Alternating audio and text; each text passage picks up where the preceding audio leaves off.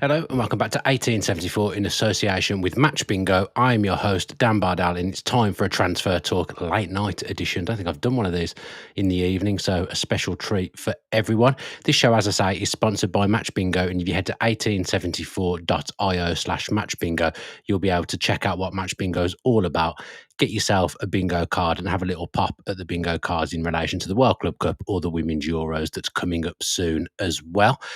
It's very, very hot. I've delayed this as long as I possibly could, thinking that if I left it this late, my office would be a bit cooler, and it is not at all. I'm absolutely boiling. Just wait for a few people to join in on YouTube and also check that my audio is coming through the microphone, and it is, so that's brilliant. A couple of obviously big pieces of news have dropped today, so I'm just here to talk through them really and see anything else that might come up in the chat on YouTube. If anyone wants to ask any questions, fire some questions my way, and when I finish talking about the two main topics that have broke today, I will answer the questions that I see in the YouTube chat. First one then is that Villa have agreed to sell the women's team to owner V Sports. So this was announced today. Various people were running with it. I've got an image up on the screen now of David Ornstein breaking this on The Athletic. Not a major surprise. Been saying all summer that Villa had a PSR hole. Probably at the start to mid-June, it was unclear how they were going to navigate that. And obviously a lot of people, myself included, were talking around player sales and how Villa were going to fill that PSR hole that wasn't as big as last year, but nonetheless was still a hole and a gap that needed filling. As time's gone on, it's looked like Villa were going to sell the women's team to try and navigate that, obviously copying what Chelsea did some time ago. I've already had abuse for saying on social media that the Villa hierarchy have done well to navigate this. They've done what they have to. People saying that, people are quick to call out Chelsea for doing this thing, but then when it's your own team, everyone kind of crawls back underneath their rock. I don't remember particularly having a go at Chelsea for doing it. And, I'd have been hammering Villa probably if they hadn't done it once we've seen that Chelsea have gotten away with this. So Villa have done it by selling a stake to V Sports and also selling a stake to an unknown American investor as well. Be interesting to see how things play out with that. There's very little information around that at the moment. So the great news for Villa is PSR is navigated. We haven't had to lose anyone before today. It's June the 30th. Obviously, something would have had to have been announced by now player-wise if that was the method that we were going down. But we've gone the women's team route instead. Probably no major change for the women's team. Can't see that anything's going to change around things for them at all. This is fundamentally, it's being done to help Villa solve PSR. Villa have now revealed that they've got no PSR issues at all and are working with UEFA around FFP issues as well. It's probably important to say at this point that this probably, isn't the end of the turbulence in the summer. Within the club, they're obviously pleased to have navigated this, but there's still caution. They still know that big decisions are going to be made. Perhaps sacrifices are going to have to be made this summer for Villa to be as active in the transfer market and reshape and rework their squad ahead of what's going to be another arduous campaign, because Villa have got European football again. They still have problems with the squad cost rules as well. Philly D's just said in the chat about Coutinho's contract. I've not seen anything concrete around Coutinho's contract being terminated yet. Hopefully that's announced soon, because that would be a weight off the shoulders to Corder, Jolly and Lescott phase. Villa will still have SCR problems. The wage to turnover is still a massive, massive issue. Now, obviously the urgency of needing to sell players has gone away. We were all worried about June the 30th. June the 30th here, Villa have announced what they've done. That's absolutely great. That doesn't mean that they don't have to sell players. People popping champagne and popping party poppers, the club won't be doing that, because the club know it's still potentially going to be a difficult summer. There's still big decisions that are going to be made, and maybe unpopular decisions are going to have to be made as well. So as important as it is to get through PSR, SCR is still a problem. So let's see what happens with that. We've got the right people at the club. I trust them to make the right decisions. They know what they're doing. The people at this club, they'll be working day and night at the moment. The thing that we're all interested in, transfers, getting past June the 30th now and going into July tomorrow. I expect over the next couple of weeks that we will see incomings. We will see people arrive at the football club, which when a transfer window's open, that's what you all want to see, isn't it? That's what we've all been waiting for. I've got mates that text me every single day worried about Villa's activity. That they were never going to do anything in June. That was just never going to happen in terms of incoming. It was always going to be about July. I'd expect Villa to be relatively busy in the next couple of weeks and start making signings that will shape the squad and shape how we see things going into the new season. Clubs were very, very busy with the World Club Cup. Manchester City and Chelsea have done a lot of business. Liverpool have been really active after quite a few windows for them. Newcastle have not been as active as they would like. They seem to be facing barriers with transfers at the moment. When they try and sign players, they don't seem to be able to get it done. So Villa aren't the only ones. Obviously, Chelsea are always active. That's just what they do. There's no point comparing yourselves to them because they're always going to be the most active club. But Villa will catch up. Villa will start to do business, and we'll get in the players that we want. And it'll be interesting to see who those players are. And it's been quiet, but it will start to ramp up now over the last couple of weeks. That's for sure. Other big news that dropped today. I don't want to do too much on the PSR stuff because we kind of all knew over the last 7 days that was probably going to be the outcome, and that was how Villa were going to deal with it. That they've done it. I hate talking about PSR. I feel like I spend my life talking about PSR and SCR. I want to talk about football. I want to talk about transfers, but I guess that's just the modern day, isn't it? That's what we have to deal with when we're covering football. Then after that, it's never quiet. Being a Villa fan, there's always something going on. Laurie Whitwell, who is a stupendous journalist, absolutely brilliant journalist at The Athletic, Laurie Whitwell, since he's gone there, there's levels to this game, and Laurie Whitwell is right up there, so well connected with Manchester United. He knows exactly what's going on there. Ollie Watkins on Manchester United striker shortlist if Rasmus Højlund leaves. Now, the second bit of that headline is probably the bigger issue here. It'll be a struggle for Manchester United to sell Rasmus Højlund. If they were to loan him, I think there'd probably be a bit of interest from Serie A. But to sell him and recoup anywhere near the money that they paid for him is going to be a very, very difficult job. Now, Jason Wilcox is getting a lot of praise at Manchester United for what he's done there or what he's doing there. He's not a miracle worker. That's going to be a very difficult thing to do, to shift Rasmus Højlund. So I'm not too worried about this one at the moment. Everyone can have their opinion on Watkins. I know people that watch his channel have differing opinions on Watkins to me, and that's absolutely fine. That's what football's all about. We can all have different opinions, but I'm not worried about Ollie Watkins going to Manchester United at the moment. It revealed in the Athletic article that these kind of discussions took place where Manchester United it wasn't a verbal inquiry, but they made reference to Watkins and asked about him in conversations between the two clubs when Villa were talking about Rashford. Now, today is Marcus Rashford's final day as an Aston Villa player. From tomorrow, he's back at Manchester United. His loan contract expires on June the 30th, and he's back again to being a Manchester United player. And Villa, as of now, haven't taken the option to sign Marcus Rashford for £40 million. Now, there'll be two reasons for that. The first one is Marcus Rashford at the moment, he's touting himself around Barcelona pretty unsuccessfully, I would say, as it stands. The second thing is Villa were never going to drop £40 million on a player by June the 30th in June. It wasn't going to happen. Now, Villa probably in the back of their minds, and I did a show on this last week with Rollo, that I don't think Rashford to Villa is dead. I still think that may be one that happens towards the end of the window, potentially on loan. Villa were never going to drop 40 million on Marcus Rashford in the near future. Something would have to drastically change for Villa to be doing that. But I don't think a loan near the end of the window is out of the question, because I think Manchester United will get desperate when Rashford hasn't been sold or hasn't been loaned out. And unfortunately, we don't seem to be Rashford's number one choice at the moment, but he's shown willingness to come here in the past. He did everything the club asked of him whilst he was there. He was a good player for Villa whilst he was there as well. Things always change as the window goes on. Now, by the end of the window, I think Villa and Marcus Rashford could be a thing, but it's not a thing right now. And for Watkins, does Manchester United interest him? I think one thing that is clear, I don't think Watkins' relationship is probably not the right word. I don't think Watkins is as safe at the club as he was 12 months ago. I think his status it's dropped down, hasn't it, over the last 12 months, because he had a battle with Duran, won that in the end because of the way Duran is, but he did lose his place at one point to Duran, and Duran was in the team on merit. And he did also lose his place to Marcus Rashford in the second half of the season before Marcus Rashford got injured as well. Rashford was picked for a lot of big games, and we know that upset Ollie, and it's not what he wanted. Now, for me, if you're playing Sunday, Thursday, you're playing in the Europa League, not many better strikers you can have at your team in your team than Ollie Watkins, because of his durability, because of his reliability, because he's going to get you double digits for both goals and assists. If you're navigating that kind of campaign, like the Conference League campaign where Watkins was very, very prolific and had a great season, I think he's your man, and he's the man I want to see leading the line for Villa next season.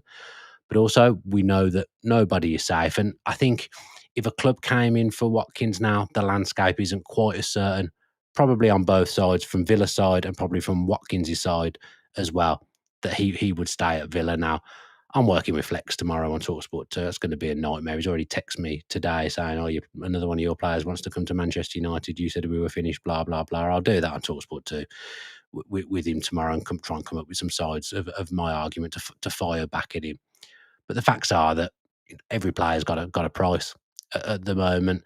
Villa will back themselves to be good traders again. They'll see themselves as being good traders over the last 12 to 18 months. So if Manchester United were to come in with an offer for Watkins at 29 that the club deemed acceptable, they would accept it and back themselves to go into the market and get a centre forward. Now, I think that centre forward would be difficult to come by for the reasons that I've just suggested about two minutes ago.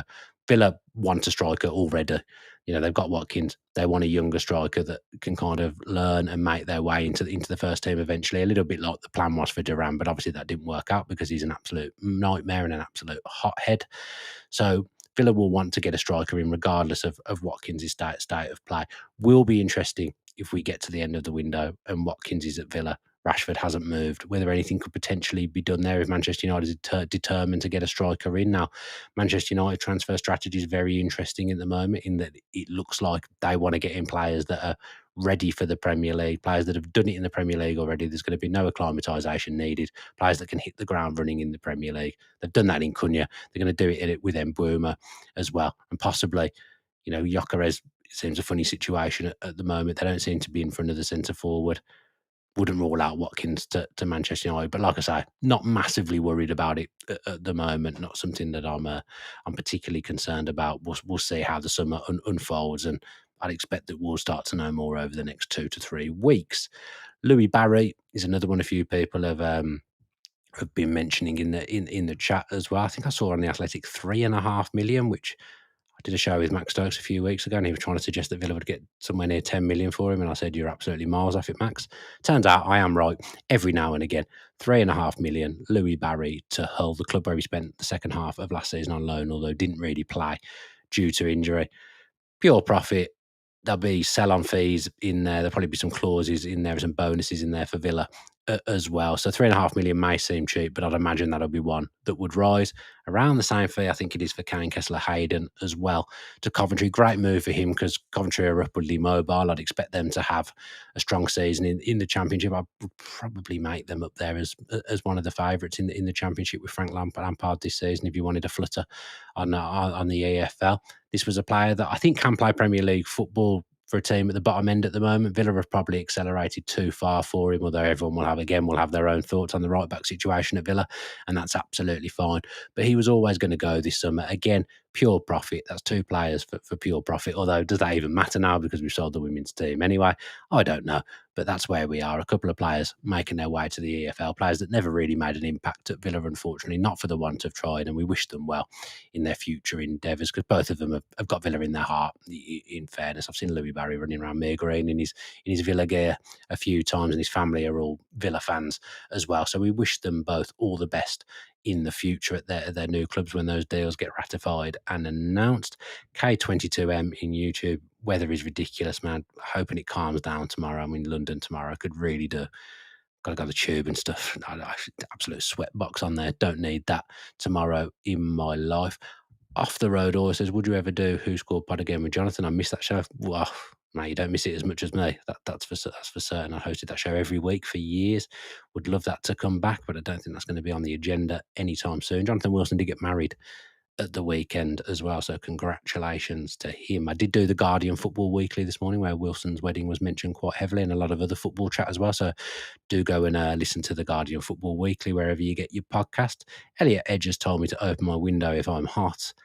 I can't. The dog's outside. There's dogs everywhere on my estate. If I open the window, that's all you'll hear on the microphone. So I have to have it shut whilst I podcast. Chris Franklin, hi Dan. Surely Watkins holds his nerves and waits for Arsenal if he's going anywhere this summer. I've said previously I wouldn't rule Arsenal out because if they don't get Sesko, they don't get Gyökeres, they absolutely have to sign a centre forward. We had the situation with Watkins and Arsenal in January as well. I absolutely wouldn't rule that out and probably wouldn't begrudge Watkins that move to his boyhood club either. As much as I don't want him to go, and I'm saying that I want him to be leading the line for Villa next season, I probably wouldn't begrudge that move if it was something he wanted to do and the club were happy to accept an offer and it was one that suited both. I'd wish him well because, like I say, Ollie Watkins has been brilliant for Villa. What else have we got down here? Evening James Wood. K22M, not happy with the Louis Barry fee. He's saying Stansfield went for circa £20 million. The difference with that was, I mean, Blues did overpay because they really wanted him because he was a player that the fans held an affinity for and a lot of affection for, but he'd done it in the Championship. I think he'd got double figures in the Championship in the struggling side. Because of the way Barry's loan was last season, we didn't get to see that from him. He scored goals at the level below in League One for fun. But, I don't think you can compare the fee with Stansfield's fee, but I didn't think we'd ever get more than 5-6 million for him, to be honest. But it will be interesting to see how he gets on at Hull, and a player that I wouldn't bet against ending up in the Premier League again someday with someone. So I don't get the comparisons with Stansfield because there was more of a body of work at a higher level for Stansfield. So I think that's why the prices were the way they were. Christopher Dyer, very ambitious. Watkins is not going anywhere for less than 100 million and United can't afford him. I don't think we charge 100 million, to be honest. I think it would be probably around half that, maybe even a little bit less. I don't know. That's me, pure speculation on my behalf. But yeah, I don't think we'll be getting 100 million for anyone who isn't called Morgan Rogers this summer, and I don't even think we'd get 100 million for him if I'm being honest. David Stiles, I get Man U are a huge club with massive heritage, but why on earth would any player want to go there? Money maybe, but that isn't what Ollie's about. I said this on the Martinez show last week, and obviously there's still a chance he'll end up at Manchester United as well. When a player's been at the club 5 years, Watkins and Martinez have both done that, of course, because they both joined the club at the same time. Players don't stay at clubs for that long anymore. That's actually a long time for a couple of players to have been at the same club. Sometimes players may feel they've gone stale and want to refresh. And Manchester United, whatever we think of them, however bad they are a household name. They are historically one of the biggest clubs in the world, and they are an attractive proposition. Just the name Manchester United and the stuff that comes with playing for a club like Manchester United, albeit they've been absolute pish for the last few years. So I understand it. I don't like it, but I think it's just they are still attractive. And for Emmy and for Ollie, they may fancy a new challenge because careers are short and there's only so much you can fit into a career. And as I say, 5 years is actually a long time now to be at one club. So yeah, wouldn't surprise me if at least one of them did go to Manchester United. Wouldn't be something I'd be looking to do myself. And I think any player that goes there maybe doesn't have the right people around them advising them. But players back themselves at the end of the day, and they'll think that they can be the player to help turn Manchester United around, and they'll back their ability to do that. So as much as I don't like it, I do get it to an extent. Just checking if we've got anything else. No, looking like that's about it. People chatting amongst themselves more than anything. So yeah, I think that does me. I can't bear to be in this room any longer, if I'm being perfectly honest.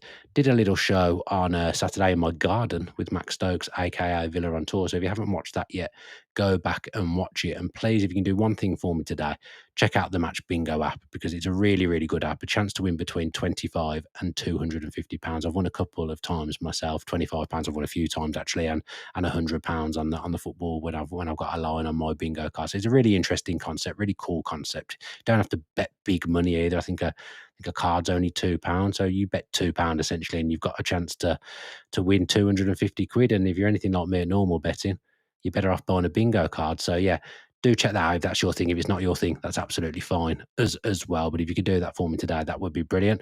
I say if I could ask you to do one thing, I'm about to ask you to do something else as well. If you're watching via YouTube, if you could give this video a like and comment as well. And the most important thing, if you can subscribe with your post notifications on, that would be absolutely brilliant. Subscriber numbers are flying up actually. So this is working, me going on about it at the end of every show. So I'm going to continue to do it. If you're watching this and you're not subscribed, that would be fantastic if you could do that for me. It would be really, really appreciated. On Spotify and Apple, give us 5 stars and leave us a review or a comment. That's really important as well. Won't be anything tomorrow because I'm in London, but there'll be plenty of content Wednesday, Thursday, Friday. And do go back and watch that content that you have if you haven't watched or listened to it already. Some good stuff out there last week with Max, with Kevin Hatchard, with Rollo. I can't remember who else I did stuff with, but I definitely did it with someone else as well. Go back and check that out because a lot of it is actually evergreen. And there's a great video coming up on Max's channel as well, Villa on Tour, myself and him looking back at some old footage. That's going to be well worth a watch. So go back and check out Max's channel as well. Me and him, good friends. Enjoy linking up with him on his channel and on mine. Let me know in the comments as well as if anything you'd like me to do a show on, whether it be historical Villa, current Villa. Just let me know if there's anything you'd like to see. I'm going to go because I'm rambling and because I'm really hot. So only one thing left to say: up the Villa.